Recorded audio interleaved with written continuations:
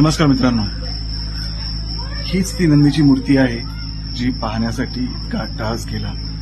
इथे येण्याचं मेन कारण म्हणजे या नंदीच्या प्रतिकृतीबद्दल मी खूप ऐकलं होतं, पण प्रत्यक्ष पाहण्याचा योग पहिल्यांदाच आला. या नंदीमध्ये जर तुम्ही लक्ष देऊन बघाल तर शंकराची पिंड आहे, बाजूला दोन देवता आहेत जे पूजा होते.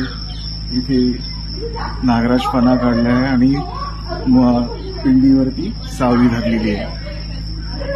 हे सगळं बसाल्ट खडकाच्या दगडामध्ये नक्षीकाम केलेलं आहे. हा प्युअर बसाल्ट खडक आहे ज्याच्यावरती नक्षीकाम करणे हे अत्यंत कठीण म्हटलं जातं.